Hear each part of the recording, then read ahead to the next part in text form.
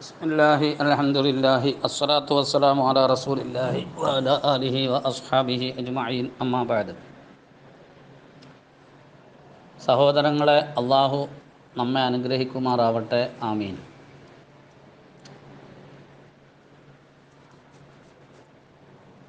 ഹാഫിൽ ഇബ്നു ഹജർ അൽ അസ്കലാനി റളിയല്ലാഹു അൻഹു ഹിജറ 852 വഫാത്തായ മഹാപണ്ഡിതൻ. ഹദീസ് ശാസ്ത്രത്തിലെ വലിയ ആഴം ഉള്ള ഉലമാക്കളിൽപ്പെട്ട വലിയ മഹാൻ. അവിടുത്തെ അൽ മുനബ്ബിഹാത്ത് എന്ന കിതാബാണ് നാം ഇപ്പോൾ പഠിച്ചുകൊണ്ടിരിക്കുന്നത്. പരലോകത്തേക്കുള്ള മടക്കത്തിനു വേണ്ടി ഒരുങ്ങാനുള്ള ഉണർത്തുമൊഴികളാണ് ഈ കിതാബ് ഉൾക്കൊള്ളുന്നത്. ആദ്യം പറയുന്നത്, നാം ഇപ്പോൾ പറഞ്ഞുകൊണ്ടിരിക്കുന്നത്, പറയാൻ ആരംഭിച്ചിരിക്കുന്നത് രണ്ട് കാര്യങ്ങളെ ഉൾക്കൊള്ളുന്ന ഉപദേശങ്ങൾ. അങ്ങനെ കുറേ ഉപദേശങ്ങൾ. അങ്ങനെ നമ്മൾ കഴിഞ്ഞ ക്ലാസ്സിൽ പറഞ്ഞതുപോലെ പിന്നീട് 3 കാര്യങ്ങൾ ഉൾക്കൊള്ളുന്നത്, പിന്നെ 4 കാര്യങ്ങൾ, പിന്നെ 5 കാര്യങ്ങൾ, അങ്ങനെ 10 കാര്യങ്ങൾ ഉൾക്കൊള്ളുന്നത് വരെ ഈ കിതാബ് ചർച്ച ചെയ്തിട്ടുണ്ട്. സയ്യിദുനാ അബൂബക്കർ സിദ്ദീഖ് റളിയല്ലാഹു അൻഹു തങ്ങൾ, നമുക്കറിയാം, അവ്വലു മൻ ആമന മിന റിജാൽ, തിരുനബി സല്ലല്ലാഹു അലൈഹി വസല്ലമ തങ്ങളെ വിശ്വസിച്ച ആദ്യത്തെ പുരുഷനാണ് മഹാനരായ സിദ്ദീഖ് റളിയല്ലാഹു അൻഹു. നബിമാർക്ക് ശേഷം പിന്നെ ഏറ്റവും അഫ്ളലായ വ്യക്തിത്വമാണ്, ശ്രേഷ്ഠത കൂടിയ ആൾ സിദ്ദീഖുൽ അക്ബർ റളിയല്ലാഹു അൻഹു ആണ്. മഹാനരുടെ ഒരു ഉപദേശം നമുക്ക് ഇങ്ങനെ വായിക്കാം: മൻ ദഖലൽ ഖബറ ബിലാ സാദിൻ ഫകഅന്നമാ റക്കിബൽ ബഹറ ബിലാ സഫീന. അസ്കലാനി റഹിമഹുല്ലാ അൽ മുനബ്ബിഹാത്തിൽ ഇത് നമ്മളെ പഠിപ്പിക്കുന്നുണ്ട്.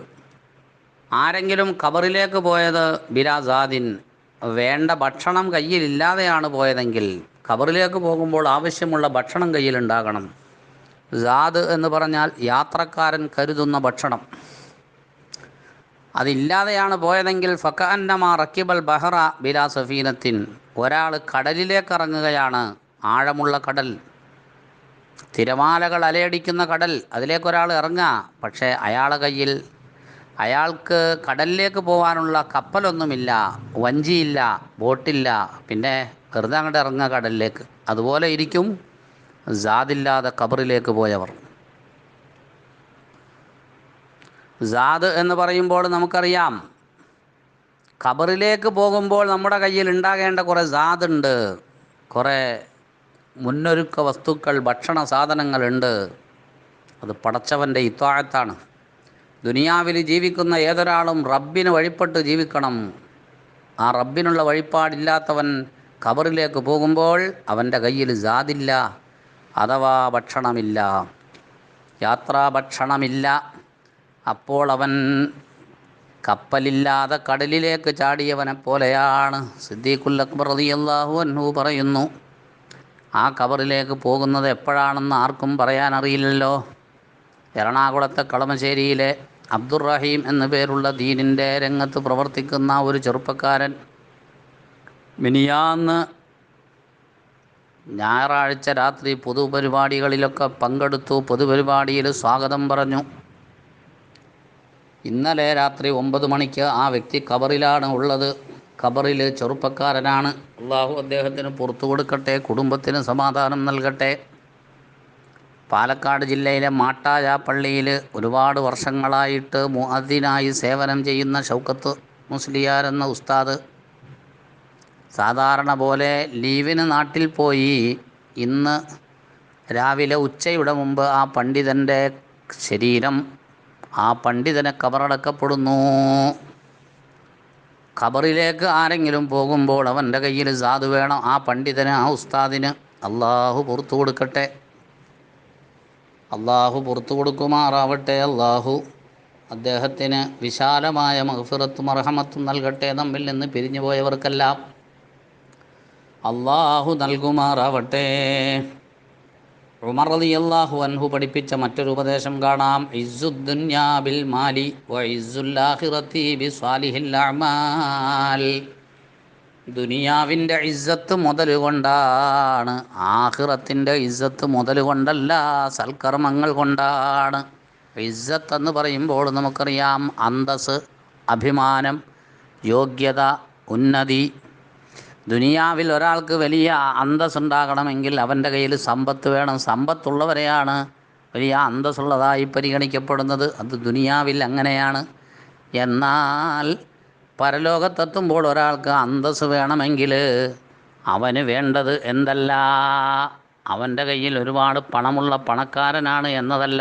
പകരം അവൻ ദുനിയാവിൽ ജീവിച്ചപ്പോൾ സൽക്കർമ്മങ്ങൾ ചെയ്തിട്ടുണ്ടോ എന്നതാണ് അവിടെ നോക്കുന്നത്. ഇപ്പം നമ്മൾ സയ്യിദുനാ സിദ്ദീഖുൽ അക്ബർ റളിയല്ലാഹു അൻഹുവിൻ്റെ ഉപദേശം പറഞ്ഞു.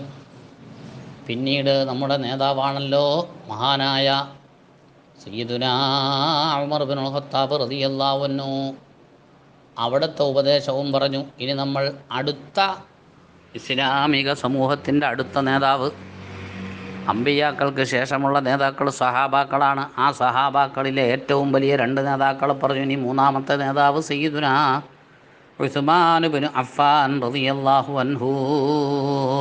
അങ്ങനെ ആദ്യം ഒരു 4 നേതാക്കളുണ്ടല്ലോ, അൽ ഖുലഫാ ഉർ റാഷിദൂൻ. ആ 4 പേരുടെ ഉപദേശം അങ്ങോട്ട് പറയുകയാണ് ആദ്യം. ഇതിൽ മൂന്നാമത്തെ ആൾ ഉസ്മാൻ തങ്ങളാണ്. മൂപ്പര് പറഞ്ഞു, ഹമ്മുദ്ദുന്യാ ദുൽമത്തും ഫിൽ ഖൽബ് വഹമ്മുൽ ആഖിറത്തി നൂറും ഫിൽ ഖൽബ്. ഇവിടെയും 2 കാര്യങ്ങളെയാണ് ഉപദേശത്തിൽ ഉൾക്കൊള്ളിച്ചിരിക്കുന്നത്. ദുനിയാവിനെ പറ്റിയുള്ള ഹമ്മ് അത് യഥാർത്ഥത്തിൽ ഹൃദയത്തിലുള്ള ഒരു ഇരുട്ടാണത്. ആഖിറത്തിനെ പറ്റിയുള്ള ഹമ്മ് അത് ഹൃദയത്തിലുള്ള വെളിച്ചമാണത്. ഒരാൾക്ക് ഭയങ്കര ടെൻഷനാണ്, ഭയങ്കരമായ ടെൻഷനും വലിയ പ്രയാസങ്ങളൊക്കെ അനുഭവിക്കുന്നു മാനസികമായിട്ടൊക്കെ.